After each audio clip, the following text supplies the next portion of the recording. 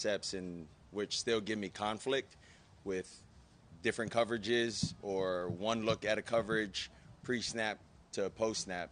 So still trying to work on that. Sometimes go to the coach or to leading and be like, can we get this extra look so that I can get a look against something that does give me issues? Like, how does that communication work in terms of how they can present to you things that you need to succeed?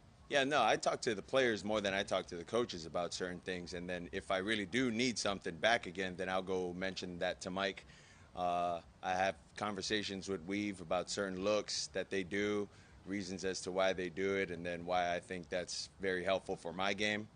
So we go about it in that sense. But just coming out, not knowing what they're going to do, I think that's the way to do it in training camp, so that as you go out with what your sound bites are, your footwork, what you should be thinking of. If you go out there and you're thinking about the right stuff, then we'll see it on film. And if you're not, that too, we'll see it on film, and you'll feel that as well in practice. What's the conversations like with Mika when I've seen you go up to him and ask him about, I guess, particular looks? What are those conversations about? Yeah, he's had a couple looks where he wasn't happy with himself in regards to what I did with my eyes or what I did with my footwork to flip back to throw to where he potentially should have been. And then there are also some where he was baiting me into throwing it, and then, as you can see on the film, could it have been a pick? Could it have been a big hit? We don't know. I'm just trying to talk with him because it looked like he was going to the post. Then he ends up becoming a robber.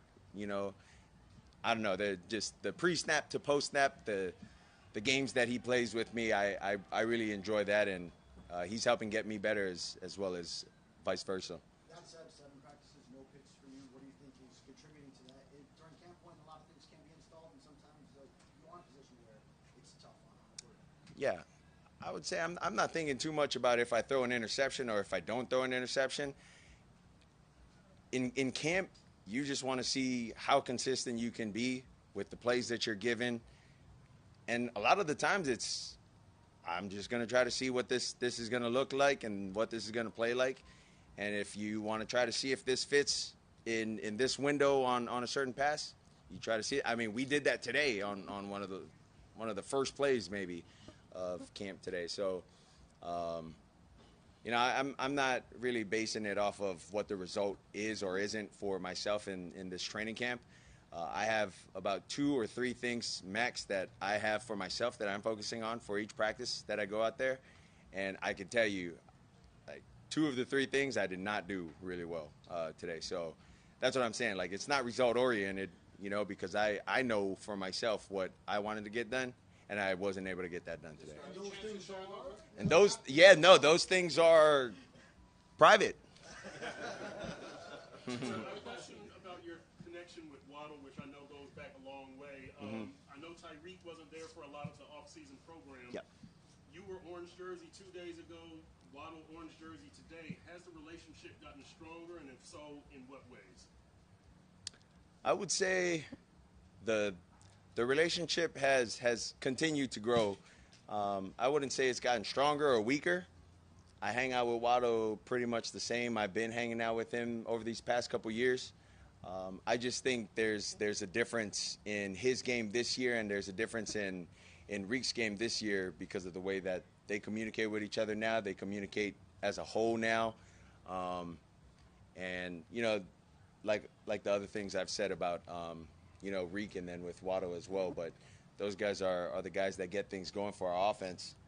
So getting those guys on the same board as each other with me, we're able to help each other make practices look pretty good. What's the difference between facing Chop Robinson this year compared to last year? Chop's growing up, man. That boy's growing up, getting a little more muscle. The boy's getting a little faster. But you can tell someone's age by their music, and I kind of didn't like his playlist yesterday. You know what I'm saying? I didn't like his playlist yesterday.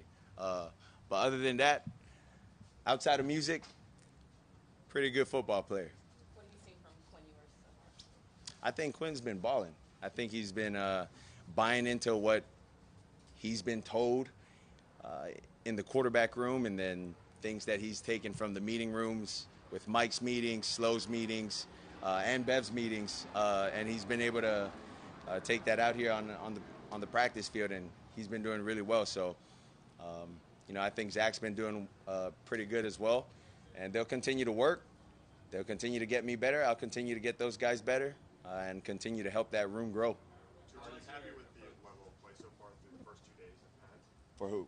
For the whole team. Nah. There's always going to be things that we need to correct, and I think that's the way to have it. Whether you have a good practice, whether you have a bad practice, you continue to stay even keel as a team, and you continue to find things. Even if you thought you had a good practice, you continue to find things that you need to work on, and I think that's how you continue to grow and get better as a team. So was there any extra motivation this year seeing Monty and Jalen get their rings just for you guys on this team? Man, there's always been motivation to get a ring, but you know what I'm saying? Now that those guys got a ring, we got to do something about that. So talking with Ski, talking with Jalen Waddle, talking with Jalen Waddle, we've been on that. So, trying to make that possible. Follow up on last week's conversation. How has that rebuilding of the relationship that Tyreek has had to go through been? It's been good. We're continuing to grow that relationship, but where we're at with that, that's where we're at, and it's still growing. That's it. How has your approach to practice changed from year 1 to now year 6? Yeah, I think the biggest difference is how I would rate my practices based off of the result. That's how I would gauge it.